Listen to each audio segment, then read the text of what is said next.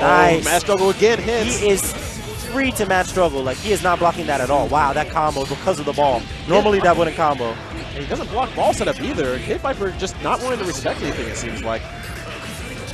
Ryan Hunter is putting the beats on KB right now, and KB is in dire straits. He needs to do something. Back dashes out of Air dashing in with jump K, trying to build meter. Oh, wow. Oh, here we go. Right. Oh. Doesn't have a level, though. Right. Oh, he gets him again. Now he does it again.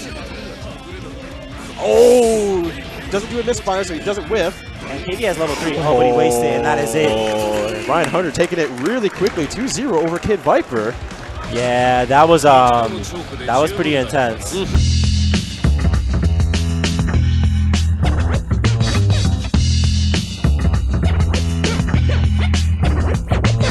Hey guys, welcome back to my channel. It's Born Free here. We are at Red Bull Conquest, and I am here with Guilty Gear player and commentator Ryan Hunter. How the hell are you?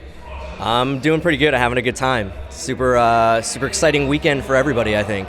It's very fast-paced as well. A lot going on this weekend, obviously. So let's talk to you about you. Let's talk to you about Guilty Gear. Maybe let's talk about Guilty Gear a little bit first, and then we'll come back to you, and then we'll go back and forth a little bit.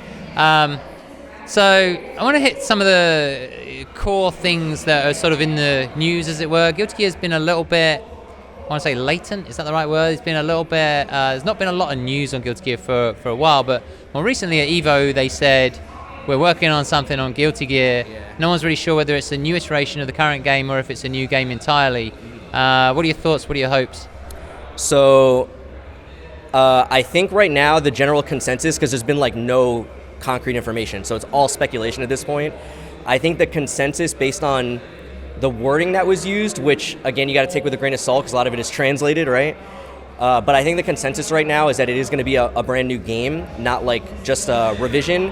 But again, that could be like Rev 3, or it could be, you know, Exerd with another surname instead of Revelator, or it could be like a completely new game. But I think the consensus is that it's going to be an actual new game with like redone from the ground up system mechanics. So because I think the reason that's a consensus is because they were kind of explicit that they want to make the game a little more accessible, and so they might remove some of the kind of fluff mechanics that, you know, they don't really need. So yeah, so that was going to be my next question actually, is are you concerned or are you happy, or like how do you feel about this idea of accessibility? I had heard, and correct me if I'm wrong, I'd heard they specifically said they were going to remove some mechanics.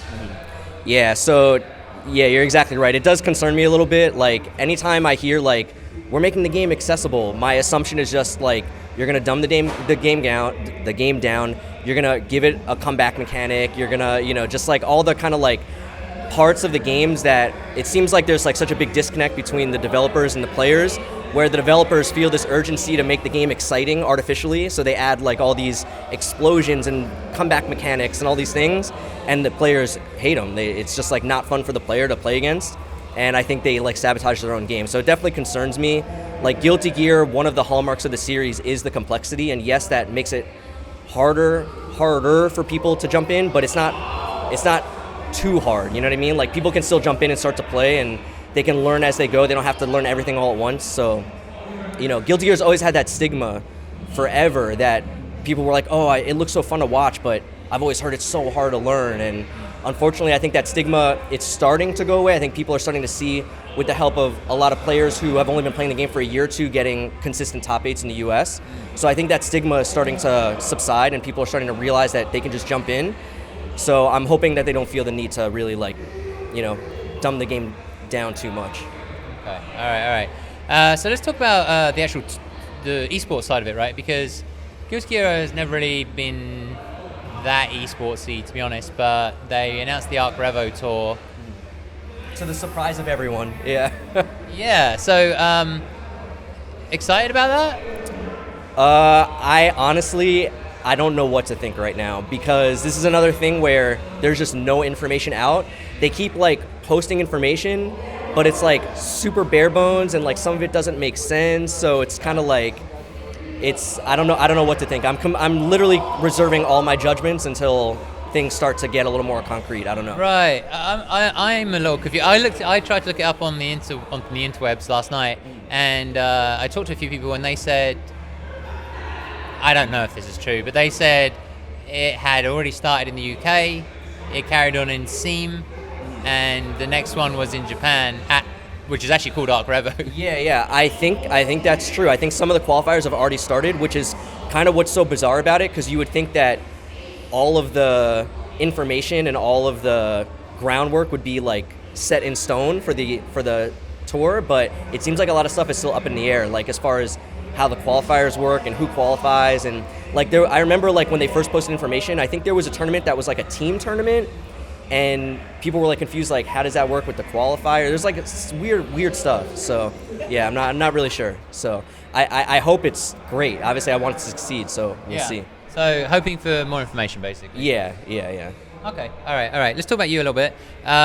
So you are a commentator and a player, right? Yes. So what's the balance for you? Where's your focus right now? Always player first. I'm always a player first. So I've been playing for such a long time, and I just love the competition. I love the feeling of just like playing somebody one-on-one. That's why I've been doing this for so long. So I can't imagine ever like trying to turn it into work where I just like go to an event and only commentate and not play. Whenever I like agree to commentate at an event, it's always with the stipulation that I'm gonna enter, I'm gonna play, and if I do really well, then you better have a backup because I'm not gonna be commentating. So yeah, always player first. So okay. I mean, you commentated at Evo, right? I did, yeah. Okay. But you still managed to get away with that stipulation there?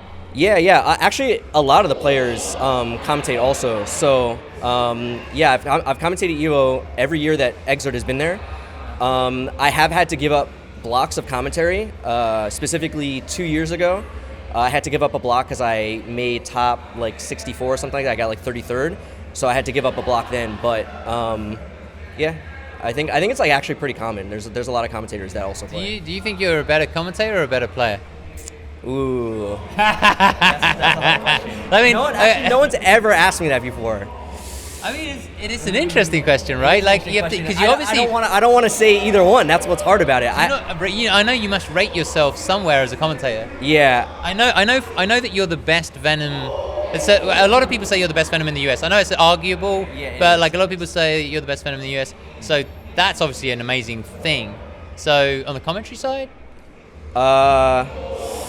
I think I might. It pains me to say it. I think I might be a better commentator than player right now, just based on results.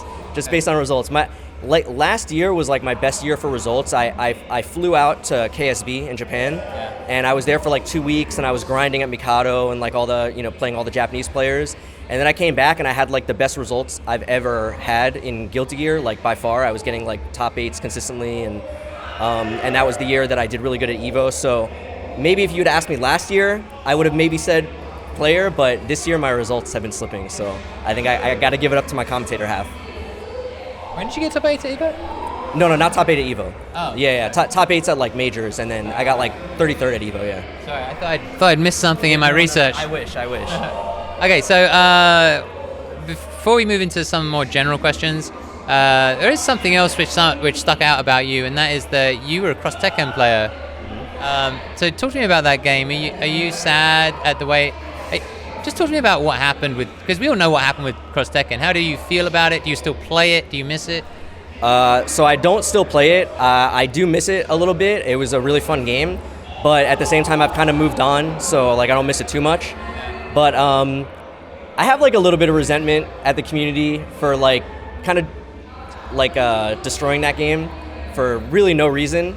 I mean, I guess there was like some reason, but I don't think it was very justified, like what the community did to that game.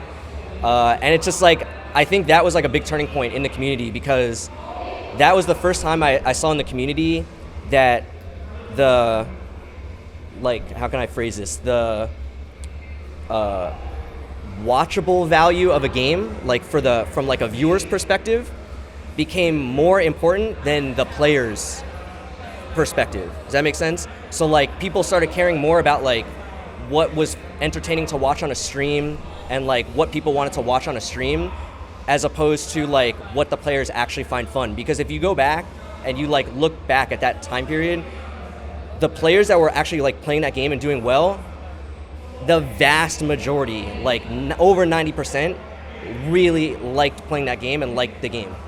And it was really just destroyed by the like overall community like not enjoying watching it, like Street Fighter Cross Timeout and like all those memes, like So I have a little bit of resentment for that because it's like I understand from a production standpoint that like, you know, it started to turn into a business, but I feel like the fighting game community should never be that. It should always be the players first, always. So, you know, little bit of resentment, I guess. I think that's interesting because I see it, you know, like I'm not in there as a player, so I see it from.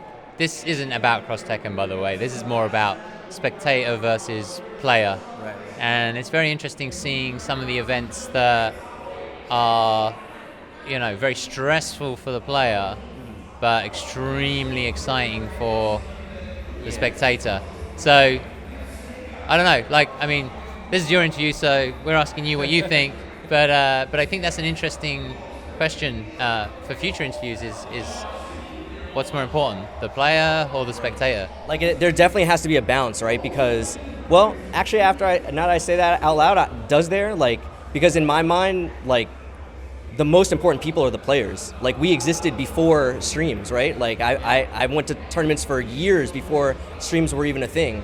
So, you know, obviously the scene has grown, and now there is some importance put on streams, and unfortunately I think that's become, well, maybe not unfortunately, maybe that's the wrong word, but it's become the standard, right? So you couldn't, like, if you go to a major and there's no stream, you're like, what do you mean there's no stream? What? Like, what is this, like, rinky-dink, right? So it's become, like, expected, but at the same time, I think you shouldn't sacrifice, like, the players, because, like, that's how you get a lot of, like, players that, like, I'm sure you hear, I'm not going to name any, like, names or name any games, but like people that are just playing games for the money and they don't really like the game, but then they have to like put up a front, they're sponsored and, you know, like all that kind of stuff. That's I feel like that's how you get to that point where the games are dictating, you know, like what the players play instead of the players. So, you know, it's kind of, I don't know. No, I get where you're coming from. I think it's a really interesting subject, and actually we could probably talk about it forever because I could push back on that, and at the end of the day, it depends on what your goal is. Right. You know, and if your goal is to make money, you need spectators, and if you need spectators, exactly right. You've got to have the most exciting thing for the spectators. You're 100% right. and that's why, again, I have to like go back to my time, like before streams. For that, there was a time when in the community, no one was playing for money. Like not like for real. Like the money was nice, and like maybe like players like Justin, who were like literally winning everything, they would maybe like travel like specifically because they knew they would win. But even players like Justin, their like origin is pure love of the game, and you can't say that now. There's plenty of people that are playing games that they hate just because they're sponsored and it's the biggest game and it's got the most money, and that to me is just like, I don't know. It's not for me. I don't like that. I would never do that. So I just play the games I like. I mean, I care about the competition, the feeling of playing somebody else, and that's it. So Gotcha. if I can win some money, great, but I don't care about that. I hear you. So I totally see where you're coming from. So talk to me about your character, Venom. Why Venom? He's the coolest fighting game character ever made. Like, Why? Because first of all, when you watch him, he's the sickest. Like, he just like looks awesome. He's the design is super unique. There's never been a character like him before. And like, I used to have like a idea in my head like 10 years ago that like if you play perfectly, because he can cover every angle, he can just like hit any spot on the screen. So I used to think like, oh, if you play like perfectly, like it would look almost like what do they call them? Like the machine assisted runs. What do they call it? Tool assisted? Yeah. It would almost look like tool assisted, where you just like know exactly where they're gonna go and you just like hit them everywhere and they never get to move, they never get to play. It doesn't really work like that in practice, but in theory, he's just the coolest. He can do everything. I only play characters that look cool while they're winning. So, and he looks the coolest. All right. So basically, a lot of passion for the character. You think that's important when you're labbing, when you're working? Like, you're a scientist, right? Yeah. I mean, I have gotten the name fighting game scientist. Yeah. It's important for me. I don't think it's important for everybody, but again, just because of my goals when I'm playing, you know, I'm trying to have fun. I'm trying to like play a good game. I'm trying to like play at a high level. That's really like what I do this for. So it's important for me that I really connect with my character. I can't play a character that I don't enjoy. Do you get a bigger high out of playing or labbing? Definitely playing. Yeah. So, but the labbing, you must enjoy it, right? Yeah. I mean, what is it? I mean, what?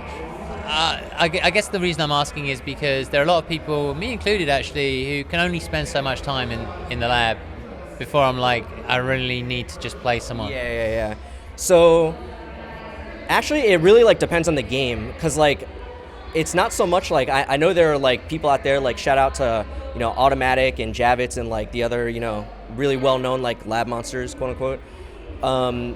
And I can't speak for them, because I almost like watching the kind of tech that they put out, especially like Javits, I get the impression that maybe his like motivation is like different from me, because like he puts up tech for like every character. Like I almost get the impression that he goes into training mode with like a random character and he just like tries to like figure new stuff out, which is very cool.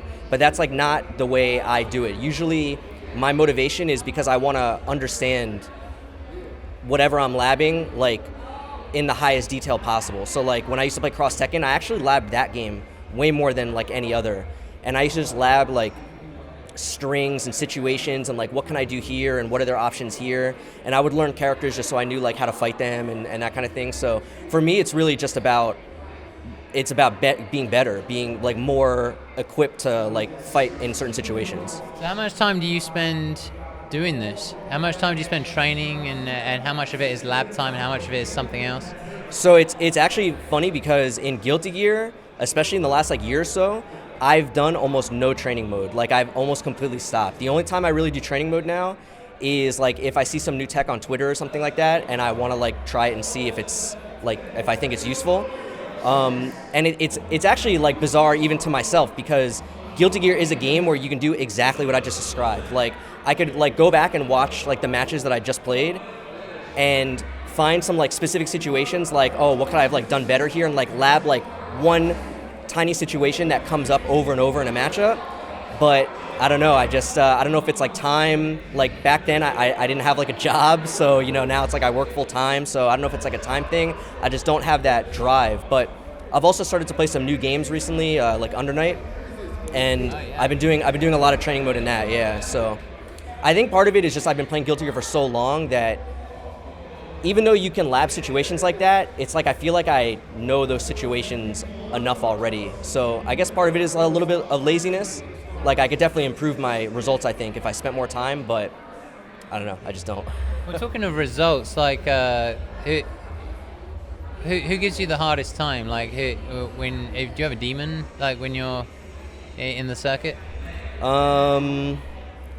Demon, I don't know about demon. It's funny, there's a lot of people that I've beaten and that they've beaten me. So I don't think that there's necessarily a demon. But my results, I think, are just inconsistent. Like another part of me like not doing so much training mode now, I think, is that I'm really fortunate to have a really good local scene for Guilty Gear. So I play offline like 3 to 4 times a week minimum. So that also, I think, like back like in Cross Tekken, there was like no local scene. There was like a couple of guys that I would play with sometimes. So I was playing like almost exclusively online, and in like also like a small group of guys online, like Automatic and like some other guys. So there was a lot more like room. Like if I started to get frustrated with like the lag or like online, I would just like go into training mode or whatever. But now it's like, because I know I'm playing like at least 3-4 days a week, I think that also has a lot to do with it. So which area are you in? South Florida, like Fort Lauderdale. So there's a strong Guilty Gear scene there. I think we have one of the best scenes in the country. I think it's like the Northeast, like Texas, depending on like how you want to like group them, and then I think it's like us and like Chicago also. Chicago's really strong, but it's like myself, Hotashi, Mystic, Juggernaut, Eno Boys. There's like a lot of up and coming players, Rio, and just like a lot of good players down there. So a lot of like old school players that don't travel so much, C Hill and some other people. So that is awesome. How do you feel America stacks up against, for instance, Japan or the rest of the world right now in Guilty Gear? The gap has definitely closed. Like I've been playing Guilty Gear for like 10 years, and like back then there was no contest. Like there were even our like best players were not like on the level. There was like maybe 1 or 2 maybe that you could argue, but now I think it's definitely closed. I think the major advantage that they have is just like being able to play like, it's the same story, I'm sure you've heard it before, like, you know, they get to play like a variety of players of every character, so they know all the matchups, whereas like here, and that's kind of where I was going before with the training, is like my results, it's like if I play against a character in tournament that is a character that I have in my local scene, I'm like super comfortable, I feel really confident, but as soon as I have to play a character that there is no representation in my local scene, like it's like a totally different experience. Like I don't really know what I'm doing, and that goes back to, you know, those are the things I could probably lab and increase my results a little bit. So I think that's like the case for a lot of the US players. I think that's really what holds back like the US players from really being on the same level, but it's so close now that, I mean, we've had representation in Evo top 8s every year. And and I think, and they've recognized it also. There's been a lot of Japanese players that have agreed that the US is there, you know, like there's definitely players in the US that can play at that highest level, so. Well, talking of players in general, do you have a favorite player to watch globally? And a favorite player of all time? Or do you have somebody who inspires you? My favorite player to watch was Sato. He goes by 310. He's the Japanese Venom player that got top 8 2 years ago. Okay. He was like my inspiration for like a lot of my playstyle in this game. Congratulations to him, by the way. He had a baby. That's why he wasn't at Evo last year. So, and he hasn't been playing as much, unfortunately. But yeah, he was definitely my favorite player to watch. I would just like, every time I saw like there was new footage of him, I would just like get all excited. I'd get a notepad up on my computer and I'd start watching and taking notes. So I learned a lot from him. He's also really cool. He speaks like pretty good English, so we had a lot of conversations when I was in Japan and when he was at Evo. So he's really cool. So you like watching him. He's an inspiration to you. Also, obviously, same character. So that's cool. Do you ever get out to Japan, and get to play the Japanese? Yeah, just the one time. I went 2017 for KSB. I was there for like 2 weeks. And I stayed in Tokyo for like 10 days, something like that, and just grinded at Mikado, which is like the world famous like Guilty Gear arcade. It's where it's like Ogawa and, you know, just like all the top players play there basically. It's where Sato plays. And so just like grinded out there every day, and then we went to Osaka for the KSB tournament and played all the guys from West Japan, Omito and all them. And I leveled up a lot out there, yeah. Okay, you did. Okay. Do you think there's anything?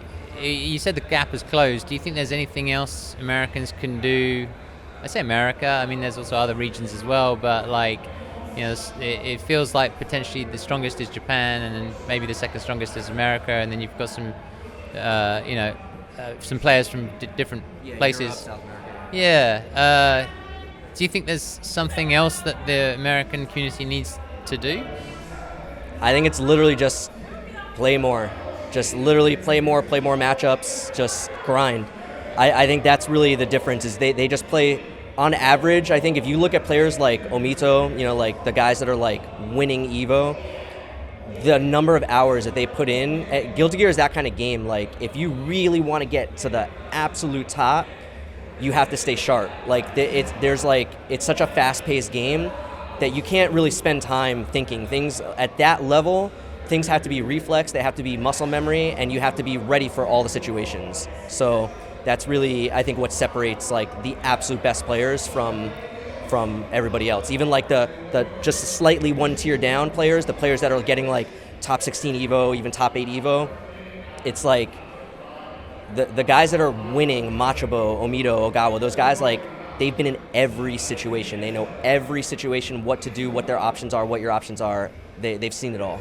You can't surprise them. I think that's the big difference. Got it. Let's switch gears a little bit now.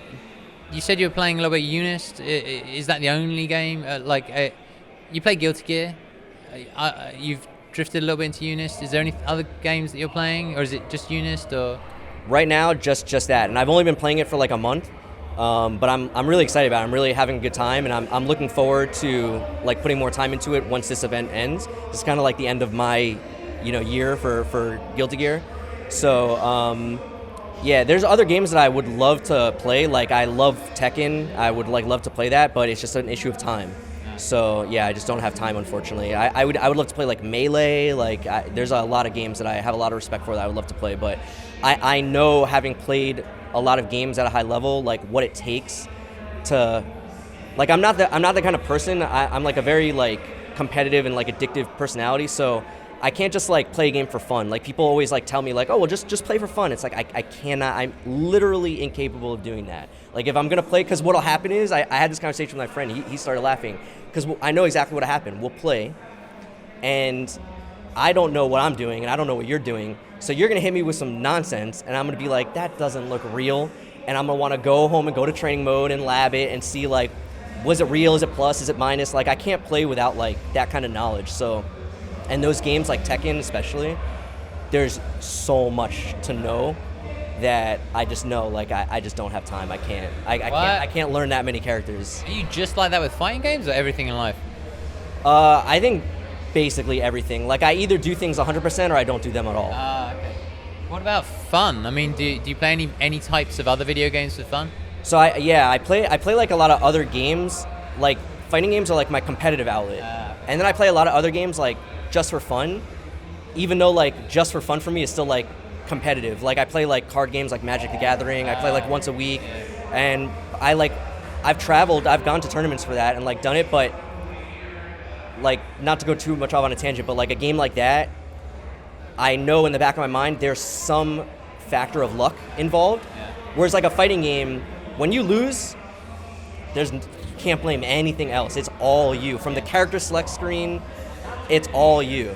So, like, even though like games like Magic, I play competitively, I can't take it like too seriously, because at the end of the day, I could play perfectly and do everything right and still lose. So, you know, I play games like that for fun. So, and like single player games, yeah. Back to Unist real quickly. I just wanted to ask you, if you were going to sell that game to other people, what would you describe Unist as? Oh, that's easy, because I've been selling it to everyone because I'm so high on this game right now. It's like, I keep telling people, like, it's been a long time since I've played just like an honest fighting game where defense is good. Like, where did we go wrong as a community where defense is just like non-existent? And like, don't get me wrong, I love Guilty Gear to death. I've been playing it forever. It'll always have a spot in my heart. But I'm not going to argue with you when you tell me it's a scrambly game. Like, it is a scrambly game. Like, defense is not encouraged in that game. It's not necessarily bad, like you have to block to some degree, but when you're blocking, you're always like, how do I get out? I have to get out of this pressure. Whereas in Unist, you can just, it's like good to block. Like, it sounds so dumb to say because I feel like we've strayed so far, but like that's how, like when you go back to like the super old games, which is like where I really like started in the community, like CVS2 and like Third Strike. I know that's not like, there are guys out there going, no, it's not old, Super Turbo and whatever. Yeah. But like those games, CVS2 and Third Strike, you could just play defense. Like you could just block. Like in Third Strike, you could just block like almost everything in the game. There were a couple overheads and like character throws that were hard to defend, but I don't know. I feel like we've gone so far, and this goes back to what we were saying earlier about publishers like feeling the need to add excitement artificially to the game. So like, again, I don't know that I want to throw any like games under the bus, but like certain games where defense is not, like, you just can't play defense. It's just not, it's like in Guilty Gear, you can play defense. It's just you don't want to be playing defense. But there are other games right now that people are playing that you just can't play defense. It's literally a coin flip every time you're on defense, and that I cannot imagine playing a game like that. So that to me is the biggest draw for Unist. It's just like a good, solid game. It's an honest game. Like, blocking is good. Like, I just love there are aspects of the game also that remind me of Cross Tekken. There's a lot of resource management, which is another thing that like I loved about Cross Tekken. Like, when you hit someone in Cross Tekken, instantly there's like a folder opens in your mind of like, here's the 5 combos I could do. And then you have to like look at all the resources, like both health bars, your meter, their meter, the time on the clock, like the screen positioning, and you have to like choose the right combo. Like, do you need to switch your character? Like, are they low? Like, should you save your meter? Do you want to not give them red health? Like, all these things. How much time is left? Should you like stall for time? So, and there's a lot of that in Unist also. Like, the clock is important, and just like there's so many different resources because of the grid system. It reminds me a lot of Cross Tekken. I really enjoy it. So I'm not very good at it yet. Like I'm still like getting used to managing all the resources, but I see it already. I see the potential, and it really like excites me. So. All right, play Unist. Yeah, play Unist, people. Yeah. All right, so I don't want to take up too much more of your time. We've got a few more questions for you. One is more about you, your life in general. So you have fighting games. What else is going on in your life? That's it. I just work a lot and play fighting games. Like I said, I play like at least 3-4 days a week. So that's usually like my evening. I'll work until 5 and then go play for a couple hours and go to sleep. I don't know. It's we have like a good LAN center back home, which again is like why we have such a good local scene. So on days when I'm not playing Guilty Gear, I'm usually there hanging out with friends, playing other games. So yeah, just like hanging out. Dedicated man, dedicated man. I often ask this of people. It's a philosophical question, but I kind of like it because I think fighting games reflect life a lot, and I think people who play fighting games are thinkers, and I think you have your ups and your downs. And so I often ask, like, do you have a quote or a mantra that you live by? It doesn't have to be a specific quote. It could just be a sort of like, this is how I think about life. It's an interesting question. I don't think so. When you get down, what happens when you get down? Well, all right, I kind of believe in like balance, actually. I feel like always like, it's funny, it happened again like this week. I always feel like right before I'm about to like go on vacation or like go to a tournament, there's always like work or like something is always like extra hard. And in my mind, I'm always like, this is like the like trial that I have to go through to like earn my vacation, you know what I mean? So I do believe in like balance and just like, you know, when you're going through like a hard time, it's like something good is like coming. So I don't know, it's almost like karma a little bit, but yeah, I don't know. I guess that's the closest thing I can say. That's good. No, I think that makes total sense. All right, so I think we're going to close it out because we've done a good half hour, 35 minutes. It whizzes by. But it's been a pleasure, and you've said some really interesting things, particularly on Unist. I think everyone's getting excited about Unist. It's funny, everybody except for Arxis maybe. So is there anything that you wanted to say to your followers or to the scene or anything like that? No, just thanks for watching, and hope you guys enjoy watching me play and watching me commentate. I'm not going to stop, so I will definitely still be playing Guilty Gear. I don't want you to get the wrong idea. I will never stop playing Guilty Gear. As long as it is at tournaments, I will be playing it, but I'm also just really excited for Unist. So play Unist. It's a good game, and yeah, and also thank you. I appreciate what you do as a former content creator. I used to do a lot of content. I know how much work it is, so I appreciate what you do, and thank you. I'm sure you probably don't get enough thanks in proportion to what you deserve, so thank you for what you do. Well, thank you. Thank you for doing this interview, and we're going to say goodbye to these guys. See you guys.